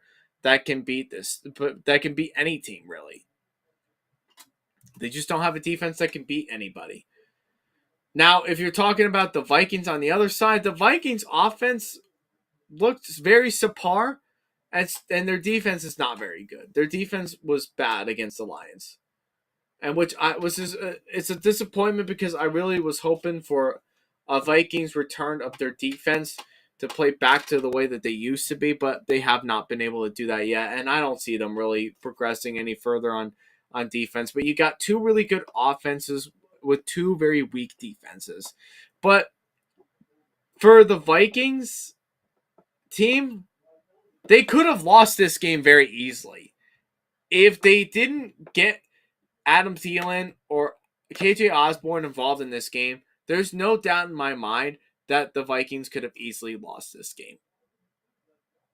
Because of how slow their defense is, their secondary can't match up well with their receivers whatsoever. Because they were getting really good chunk of yards before a true number 1 receiver who's probably going to be his number 1 receiver all throughout the year is Amon-Ra St. Brown. If he didn't get hurt, he would have had a massive game. He would have been getting all the targets and probably would have gotten at least a couple more touchdowns because of just how good that guy really is. Amon-Ra St. Brown, guys, is the real deal for that Lions team. He's something really special for the team that they can get him involved in really well. But yeah, if the Vikings did not get anybody else involved in this game, like Adam Thielen or if they didn't get KJ Osborne involved in this game, there definitely would have been there's definitely no doubt in my mind that the Vikings would have lost this game. Justin Jefferson was very quiet in this game. Jalen Riger, however you say his name, I don't know, but he has not been anywhere yet. I haven't seen him anywhere. They kind of reverted back to running the ball a little bit, but they didn't really do anything much outside of Dalvin Cook. They got Alexander Madison into the game a little bit, and he'll probably be playing for them next week because Dalvin Cook is, guess what? He's injured again. What a surprise for you. But, I mean, the Vikings, they have so much around them. Like, their offense is easily a top 10 unit that can do a lot of things on both the ground and in the air. But when they're not playing all together as one, or if they're not mixing up like plays, this team could be very easy to beat. And they really shouldn't because of just how talented this team is. So, Justin Jefferson, I was not expecting him to be as quiet as he was in this game. He really didn't do anything much for them to really blow the doors off of the Lions. Like some people would have thought. I didn't think they were going to blow the doors off of them, but they would have had a lot of difficulty covering Justin Jefferson. And that's something that, for a number one receiver, like an elite star receiver already that you drafted, and you think that, he's supposed to be like your best player on this team, you would think that you would have him more involved in the offense, but the bottom line is he really didn't get involved. But what really helped them out the most is that they have other two legit receivers, solid receivers, in Adam Thielen and KJ Osborne that got them involved and were able to see targets and they were able to get receptions. So, if you have other receivers you can rely to, if your starter is not playing up to expectations, and you have some backup plans that other teams may not be focusing on, definitely take advantage of that. And Dalvin Cook really didn't play all that bad of a game either, but definitely not anywhere as explosive as I would have thought so because of how bad the Lions defense is. So with really all that being said, there's a lot of things that I like about both teams that they could be potentially fighting for a wild card spot in the playoffs and that's really a big if Green Bay wins the whole division, which right now looks like they could very well win the division outside of the Vikings. But these two teams really are so similar to one another, it's not even funny. Guys, these two teams are really similar to one another. And when I say that very confidently. You got two really good offenses going at it with one another and two very bad defenses that don't play well at all against any good offense. But the difference is between these two teams that I've seen so far is that the Lions have at least been in every single game that they've played in already this year. The Vikings already got their butts handed to them when they played the Eagles. So, very similar teams to one another. They could very well be fighting for a last playoff spot and wouldn't be shocked if either one of them made the playoffs, if not both. All right, real quick. The Eagles are flying, but the Commanders are not. Yeah, the Commanders, they stink. They stink right now. Carson Wentz didn't play good football last week. He didn't really look anything sharp or, didn't get a whole lot of protection with him. As someone said, I believe, I didn't watch really much of this game, but I believe from what I heard is that Carson Wentz was sacked 9 times, which is very well possible. He could have because we already know his history of holding onto the ball for far too long than he's supposed to. So that's definitely a possibility. But yeah, this Washington team is a mess right now. Not so much offensively. I think once they start really getting the ball rolling, they can probably pick up on their offense. But man alive, is their defense just playing so bad.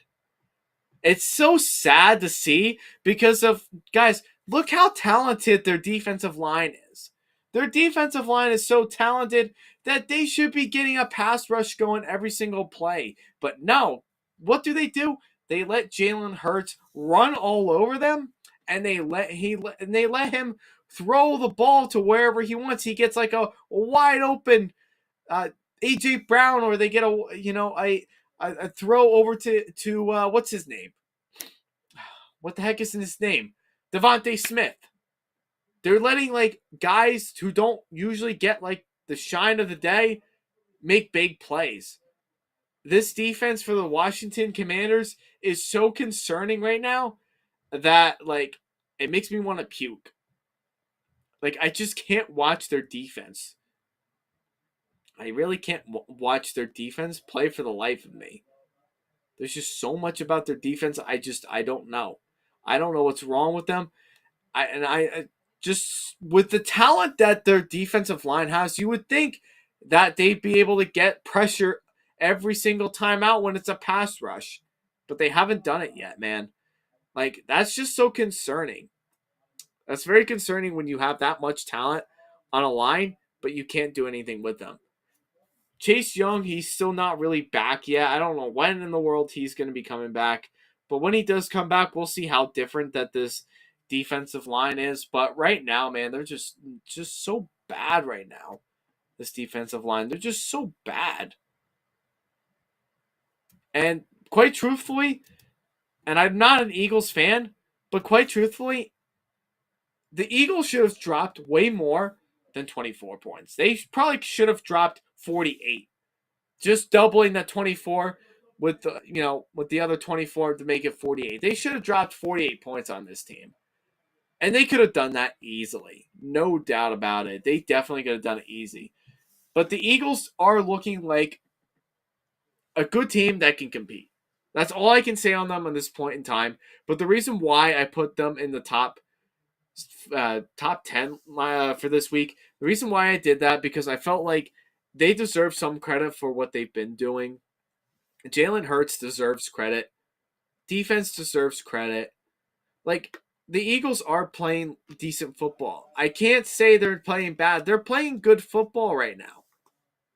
Jalen Hurts is playing ball. A.J. Brown is catching them. Devontae Smith is being very fluky, as he usually is. They're getting some kind of run game going, so that way they don't have to rely on someone like Jalen Hurts all the time.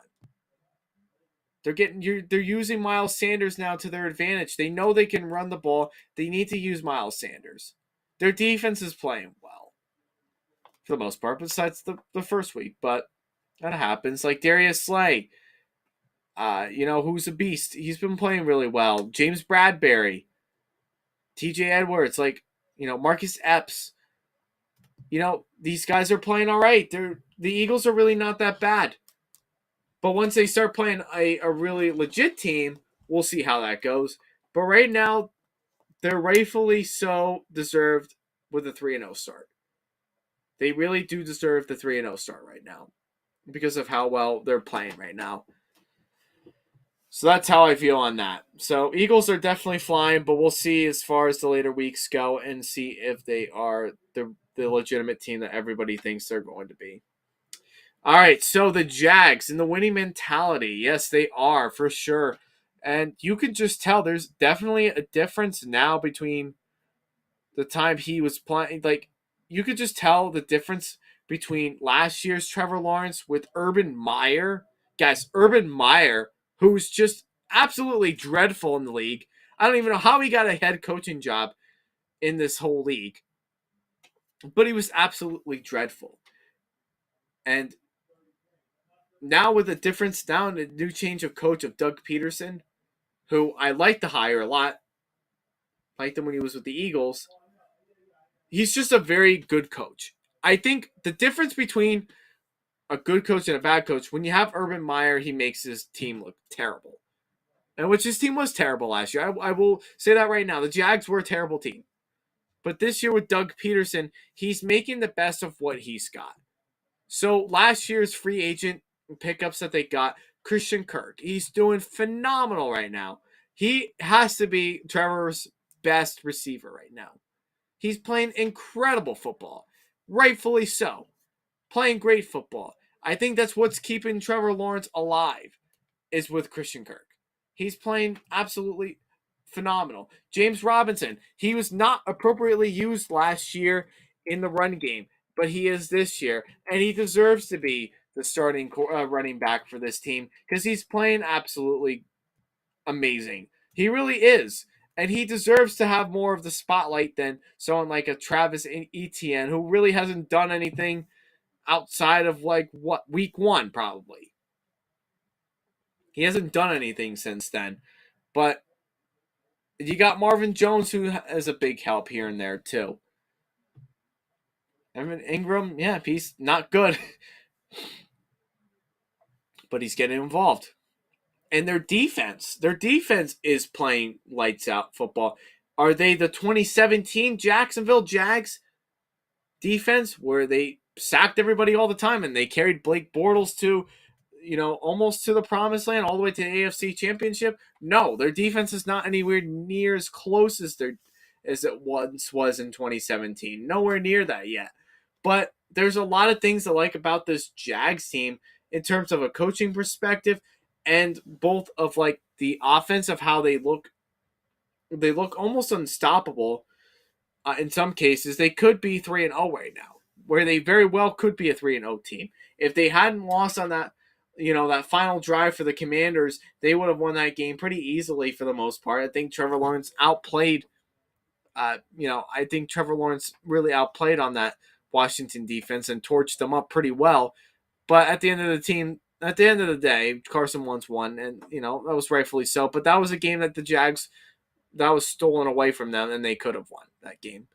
But yeah, they're playing lights out, man. They're playing lights out football. I really like what they're looking like right now. They're solid. They're fast. They're very anxious. They're gruff. There's a lot of words I can describe about the Jags that, I would sit here for like another hour, 30 minutes with you all, just how much I'm praising this Jags team right now. That's how sneaky of a good team they really are playing right now. And for Jags fans, I was not on the highest on them during the offseason. So, Jags fans, I apologize for you. I apologize that I did not take the Jags to, be as good as they really are. But they are playing well. But here's the thing, though, too, to also keep in mind. The reason why they blew out the Chargers, and it probably would have been a lot closer if all the Chargers players were not hurt. So, Keenan Allen, that's already taken out of the equation. Justin Herbert, who was playing hurt. That also is a big damper on this Chargers team. You already have a lost cause right there. You already have defensive players that are already out for the rest of the year. Like, guys, this Chargers team is so banged up right now, it's not even funny. And the Jags would have probably had more going for them if, I think they would have more of a difficult time with the Chargers if the Chargers were fully healthy. When they're fully healthy, this Chargers team can bolt up, and they're scary. For sure. But give credit to the Jags, man. I mean, I really like what the Jags are doing right now. Doug Peterson's really turning this team around. They could be and quite truthfully, they could be the potential winner of this AFC South division. I really wouldn't be too shocked. They're playing better than the Colts, the Titans, and the Texans combined. That's how good this Jags team is, man. Like, they could really beat you in any given way on both offense or defense. So, I like what they're doing. I like what Doug Peterson's doing. Yeah, there's a lot to like. I could talk with you in another hour, 30 minutes on why I like the Jags right now.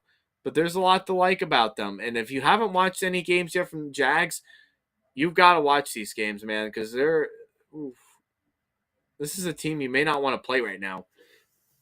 All right, so another disrespect we're getting, and I have like people giving disrespect to, is the Falcons. Can we stop? Can we please stop disrespecting the Falcons? Like, please. Let's stop disrespecting them. This Falcons team, yes, they're not the greatest team in the world. They really, truly are not. And what their biggest major setback really is for this team is just their defense and how they choke every single game when they lose. But they didn't choke this time. They beat the Seahawks in Seattle. Marcus Mariota, Cordell Patterson, you name it. This Falcons team, they beat the Seahawks in Seattle. This Falcons team, guys, right now could be a 2-1 team, which is crazy to say because I, for myself, have not been so high on this Falcons team. I have not been very high on them at all during the offseason. I still don't think they're the greatest team in the world, but what they remind me of is the Lions of last year. is that they're going to fight for every second of the game whenever they have possession on both sides. Yeah, they're playing. They're not playing all that bad, guys. I mean, they could have won 2 games already. They outplayed the Saints, which, they did what the Falcons usually do, is choke that game away, and they lose in the last few seconds of the game on a field goal. That's what they normally do. So that's a game that they gave away on themselves. But the Rams, they had a big comeback. They were down 28-3. Where have we not seen that before? Where a team has led that much and have lost from that.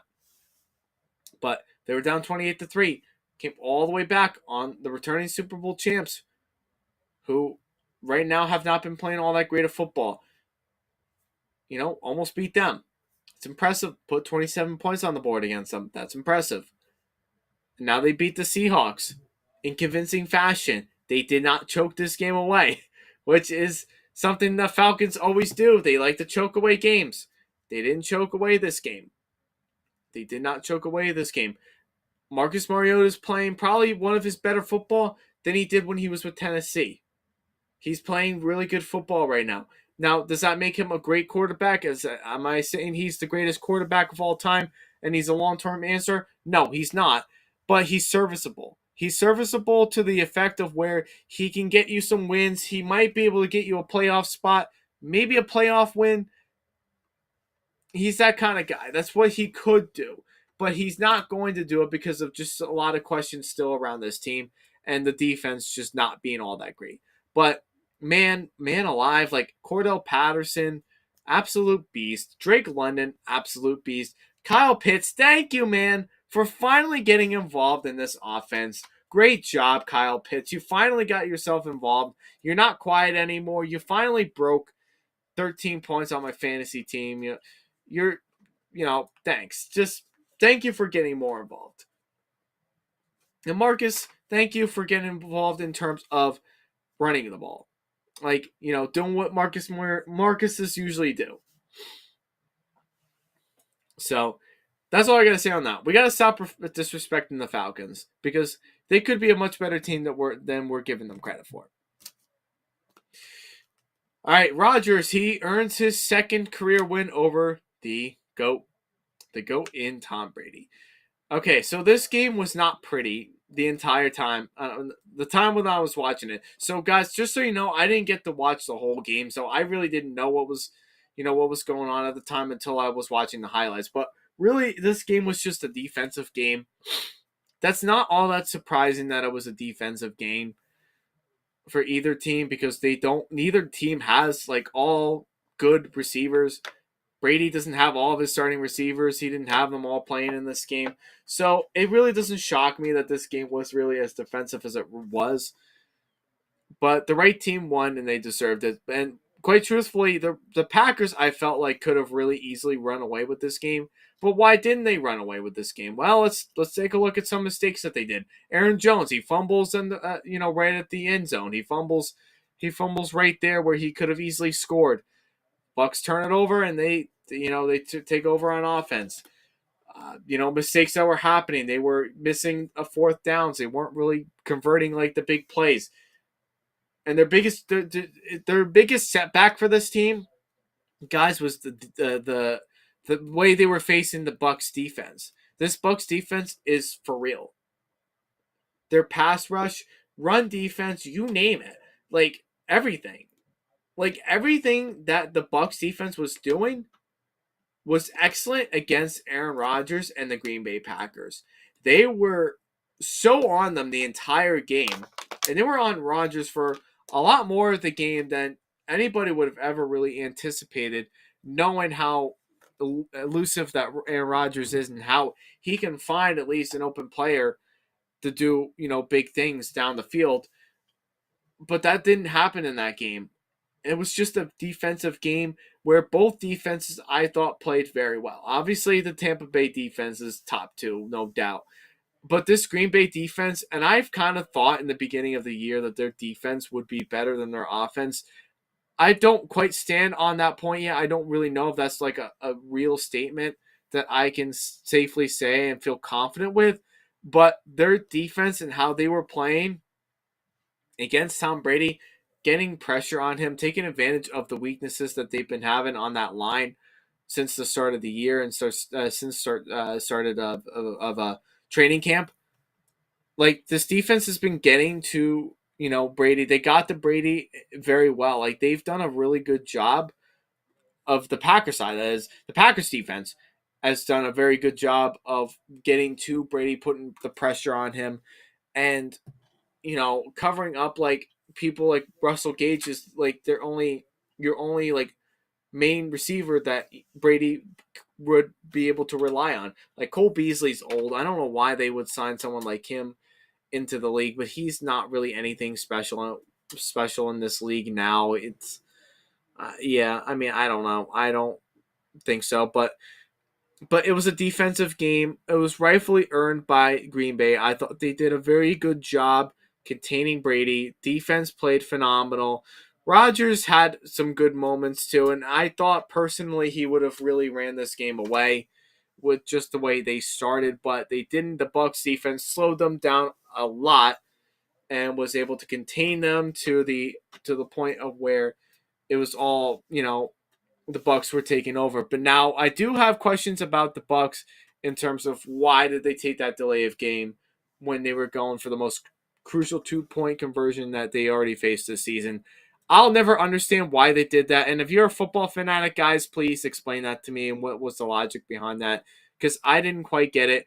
Even the play right before that uh, where Brady threw that pass to Russell Gage for the touchdown, that could have probably potentially have been a delay of game right there. Like, why would you take a delay game in the most crucial 2-point conversion? You're already right there. You literally only had to walk in with Leonard Fournette. That's literally all you had to do. But they didn't do that. They took the delay game, which I really wouldn't have taken. Like, I know they didn't have any timeouts left, so that's nothing they can do about that. But what you can do is you know what the play clock is in front of you. Pay attention to it. Like, get the play going. If you feel confident about a play for a 2-point conversion, you're going to run it up the middle with Leonard Fournette, which he easily could have scored just based off of what their defensive front was looking like right now. They could have easily walked that in for a 2-point conversion, and we'd be talking overtime already, but they didn't do that. So that was definitely the turning point of that schematic standpoint of where they didn't take advantage of that opportunity when it was an open opportunity for them to get a 2-pointer and force this game into overtime. So that was my only really main question I really had about this game. But yeah, I mean, it was a decent, low scoring defensive game that was kind of expected.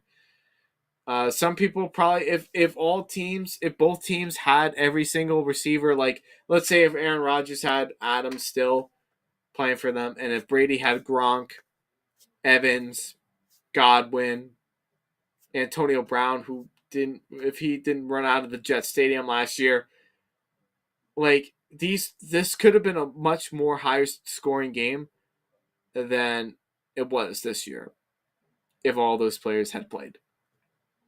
So that's the way I look at it. But congratulations, Aaron Rodgers. He's got another win over the GOAT. Uh, it probably won't be the last time that this defense, or I'm sorry, that these two teams will face each other. There's definitely possibility later on in the season in the NFC Championship or divisional round that they'll probably face again. So I definitely don't count this game out as being the last time for two legendary quarterbacks to go at it. So that's how I would look at it. But it was an overall more of a game that I felt was more about defense rather than it really was for two legendary quarterbacks. All right, so another sluggish Broncos game. What a surprise there, right? Yep. I mean, there's a lot. We already know all the issues with the Broncos. They hadn't improved since week one. They're still not scoring a whole lot of points, and Russell Wilson just does not look like the Russell Wilson that we all used to know and love. He's not making any plays outside of the pocket anymore. He's really not like scrambling or making like a big chunk of yardage like he used to. So a lot of issues that are going on right there with the Broncos in terms of offense. They're not really getting anything started. for them. But their defense, however, and the reason why I've told you before, the reason why their team ranks in the top 10 this for this week is because of that defense that held the Niners to 49 points, to not 49 points. I'm sorry, that held them to 10 points. So defense really for the Broncos hasn't really been an issue and seems a lot more improved than it was a year ago. I think now with this team, there was times where they let the run get away from them and get the best of them, but their run defense looks slightly better, probably more improved than they were last year. That's how I look at it. But their biggest issue right now is just offense. So who's really all to blame for this offense? Is it Russell Wilson? Is it Nathaniel Hackett? What is it? I think it's just a mix of everybody. I just don't think this whole offense under what's his name? Nathaniel Hackett is really settling with this Broncos team that has some success and could have a potential good future. Like it's just not really gelling well with anybody, I don't personally think. And let me just add something here too. Melvin Gordon, like, get out of here, man. You fumbled quite a few times. I think you turned one over. Like, the guy needs to go. I'm sorry, but the guy needs to go. He's just a fumbler. He can't hold on to the ball for the life of him. I don't know why they keep giving him, like, I just don't understand why they split time with him and Javonte Williams. I'll never understand that. I don't understand what the purpose of why they do that kind of a thing. Like, why do they split time with Javonte Williams? Do they not think that Javonte is the full time answer of getting the most snaps? Like, I don't know. They split a lot of time with each other. I don't know. But I'm just saying, Melvin Gordon's got to go. He's got to go. He's just not very good at football anymore. Uh, Russell did make some plays on his feet, but not anywhere to the amount that he was when he once was when he was in Seattle. Now, the 49ers, on the other hand, lost Trent Williams later on in the first half, I believe. And he's probably potentially going to be out the rest of the season, I believe, from what I heard. I don't know. But he's going to be out for a little while, if not the whole rest of the season. And after his injury, you saw flaws from the 49ers afterwards, after that Trent Williams injury. That hurt them quite a bit, hurt Jimmy G's confidence to be successful. The defense was getting tired with that aspect. But yeah, I mean, I don't know. It was just another sluggish game. Thank goodness I bet on the under for this game because I wasn't expecting it to be high scoring or explosive like some teams and probably some people thought, or when they were making their bets this week. So it was another sluggish game, but who is it to really blame? I think it's just a lot of things. I think Nathaniel Hackett's got to take. I think he's got to take most of the blame, but I also got to think Russell Wilson is going to take some blame too.